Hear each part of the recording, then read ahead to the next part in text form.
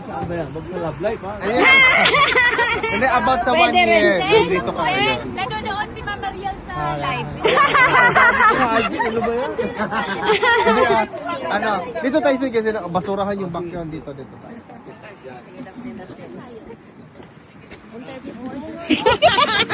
Wonder? Senator Robin Padilla, welcome back to the Netherlands. Mabuhay ka, Sen. Maraming salamat sa pagpunta mo. Ano po? Assalamualaikum sa lahat po ng mga kababayan natin sa buong mundo, sa lahat ng mga nandito ngayon, sa mga kanina ko pa kaututan dila. Magandang hapon po. Senator Robin, alam naman namin, sir, na pupunta ka dito para sa pagsuporta kay Pierre Rani. Ano po yung masasabi nyo, ma-share ninyo sa buong mundo? Yung experience ninyo, 1 taon na po tayo, sir, na lumalaban para kay Tatay Digong. Ano po yung gusto nyong sabihin? Ito kasing laban ni Digong para sa isang, unahin ko na ako, hindi naman po lingid sa kaalaman po ninyo. Ako po ay miyembro pa rin at tapat na tagasunod pa rin ng Katipunan. Okay? Yan po ay minana pa namin sa mga matagal na nating bayani. Galing pala kay Andres Bonifacio. Ibig sabihin yung pagmamahal po sa mga. Ito pong pagmamahal namin kay Digong. Una, sa pagiging tatay niya. Pangalawa, sa nagawa niya para sa bayan. Pangatlo, isang Pilipino ikinulong dito, dati pang Pangulo. Medyo, yung tatlo na yun, pag pinagsama-sama, nakakasama na loob yun. Kasi tatay natin, isang presidenteng gumawa ng maganda. Pangatlo, isang Pilipino ikinulong dito at inaantay natin ang desisyon ng mga dayuhan. Malabo yun. Kaya po tayo nandito. Hindi po tayo nandito para makipagkulitan, makipag-bungisngisan. Hindi po tayo nandito para makipagbarkadahan. Nandito po tayo, nakikiisa tayo sa mga Pilipino na naniniwala na dapat kung meron mga kaso si Digong, dapat doon sa Pilipinas, nandun sa dapat. Sana ay kung ano yung soberenya natin, na malinaw naman yun, na malaya tayong bansa. Sana ay makiisa din kayo, yung mga kababayan natin, na katulad din namin. Oo, aminin ko, marami dito talagang solid Digong yan. Pero sa puso ng mga yan, nandiyan yung pagka-Pilipino, bakit tayo nandito? Diba? Ako, doon naman masakit ang loob ko. Na bakit tayong nakikiusap? Hirap-hirap. Pagdating mo dito, dadaan ka sa immigration, dadaan ka, kinikilatis ka. Wala namang problema, pero pagka paulit-ulit na ganun na. Ang dami-daming cheche-bureche para mo lang makita yung tao na pinakamamahal mo. Dahil mahal mo hindi lang dahil tatay mo, mahal mo hindi lang dahil kundi Pilipino yun eh. Marami naman dito kaya parang ginawa na nilang Hajj to, parang ginawa na nilang bang kasama na sa kanilang paglalakbay. Marami akong nakasama dito, yung umiikot ng Europe, pupunta dito para makiisa kay Digong kasi Pilipino sila. Pero hindi naman solid na Duterte sila. Nandito sila kasi Pilipino sila. At nakikiisa kay Digong. Na kung may kasalanan man siya, dapat nandun siya sa Pilipinas. Yun lamang po yung ating pagsasama-sama dito. Tunayan, masaya dahil may bayanihan. Gaya naman ang gusto ni Digong. Matutuwa naman tayo dahil yan talaga si Digong, nakapangat malasakit, bayanihan. Ginagawa natin dito, yung nga lang nakakulong siya. Pero God works in mysterious way. Maaring ganun din ang gusto ng Diyos na Kita ng buong mundo na nagkakaisa ang mga Pilipino kahit sa panahon na puno-puno ng pagsubok ang mundo. Kasi nandito na lang eh. Yan na lang ang nakikita ng buong mundo eh. Na ang mga Pilipino nagkakaisa dito. At yun eh, hindi ho akong hinuhuli nun ha. Kayo talaga, kayo ang inisip nyo. Tapos na ho ang hulihan sa buhay ko. Nakulong na nga eh. Gusto lang nila makita. Ano, napakalinaw po ng mensahe ni Digong. Pagkakaisa, mula noon hanggang ngayon, yun pa rin naman.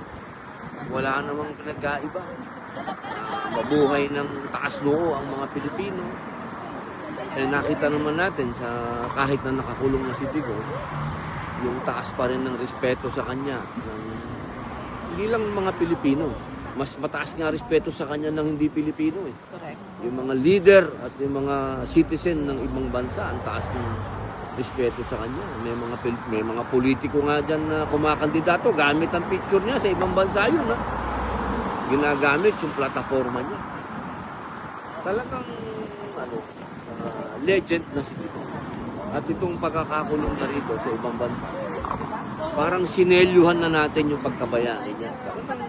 Kahit na may mga kontra, naintindihan naman natin yung mga kontra, pero bihira ang nangyayari sa isang tao ang ganito. Ito ay umaakyat ka na sa kategorya ng pagiging bayani. Kahit aminin natin at hindi, suportado mo si Digong o hindi, eh ginawa na natin siyang bayani. Para siya ay dumadaan sa paglilitis ng mga dayuhan, ginawa na natin siyang bayani. Kaya sana lang magsama-sama tayo na dumating ang araw na makauwi din si Digong. Kasi mas maganda yung bayaning buhay. Kasi matagal na tayo maraming karanasan na bayaning mamatay. Ay, ayaw natin yun. Gusto natin buhay si Digong, malagpasan niya ito. Matapos na ang kaguluhan sa Pilipinas dahil ang gulo-gulo na ng mundo para makaabante tayo. Kasi yun naman ang nais nating lahat. Nais nating magkaroon ng progreso ang bansa natin. Bakit ba maraming OFW dito? Bakit maraming migrante dito na pumupunta? Kasi nakikita nila na pwedeng maging parang Netherlands din ng Pilipinas basta magkaroon tayo ng magaling na leader. Kaya naman yun eh. Yun naman na pag pinagsama-sama natin ang Ricardo, hindi ito fans club. Fans club in a way. Maraming humahanga kay Digong. Pero mas more on political to. Yung tingin ng tao, nakaramdam sila ng pwede. Yung nakikita namin sa ibang bansa, yung nararanasan namin sa ibang bansa, pwede palang gawin sa Pilipinas. Basta merong leader na iron hand. Yung kailangan natin, parang Lee Kuan Yew. Yun eh. Yun lang ho. Wala ako sabihin nila, ito si Senator, masyado itong tuta ni Duterte. Sabihin nyo na ho, ang gusto mong sabihin. Pero, andun ho ako sa mundo na nung panahon ni Digong, nagkaroon ng pag-asa. Nagkaroon tayo ng pag-asa na isang araw ay magiging progresibo tayo. Senator, ano po yung... haba. Senator, Police, uli na tayo. ano po yung masasabi niyo, Senator, doon sa suporta ng mga Pilipino na hanggang ngayon hindi pa rin nawawala, Sen, para kay dating Pangulong Rodrigo Roa Duterte? Hindi naman pwedeng mawala yun. Kasi maraming natulungan ang ating dating Pangulo. Hindi pa siya presidente, mayor pa lang siya, congressman pa lang siya, piskal pa lang siya. Eh nagkaroon na ng magandang karanasan sa kanya ang taong bayan. At nakita naman natin yan sa Davao, ang Davao City. Hello. Good afternoon, sir. English, Dutch? English. Are you leading? No. I'm a visitor. Okay. Because our former president. Yeah. Okay. That's why you're standing here. How long do you stay here? Sabihin mo lang na yan. 5 or 6. Yeah. Okay. How many people are you here? Less than now. Less than 50. Yeah, just this. Alright.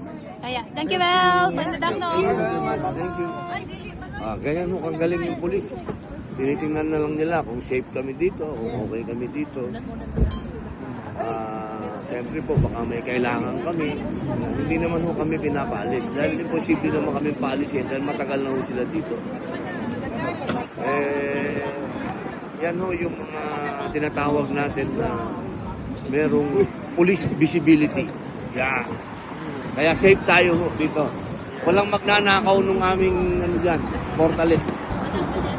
Oo. Ayun. Katulad ho nung sinasabi ko, alam nyo, marami din ho dito pumupunta, hindi naman sila DDS. May mga pumupunta ho rito, mga Pilipino lang talaga na naniniwala sila na dapat walang Pilipino nililitis sa ibang bansa. Parang lalo na yung dati natin pa. Wala naman makapagsasabi na sa panahon niya, hindi tayo safe. Yun lang naman yun Kahit na anong issue natin kay Digong, issue niya na lahat. Pero pagdating dun sa safe tayo ng panahon niya, wala akong ano doon, walang kukontra. Walang duda. Yun ho, talagang tunay. Ang mga, wala ho tayong, parang masasabi natin na maikukumpara yung Pilipinas noon sa ibang bansa. Safest city. Safest country. Yung Davao, sabi ko nga, yung Davao. Napaka, yun ang example Kasi pag tinignan mo yung history ng Davao, dating punong-puno ng mga kalokohan dyan, kagaguhan dyan, gera-gera dyan, grupo-grupo, komunista, rebelde, lahat. Pero nung dumating si Digong, tumino ang Davao.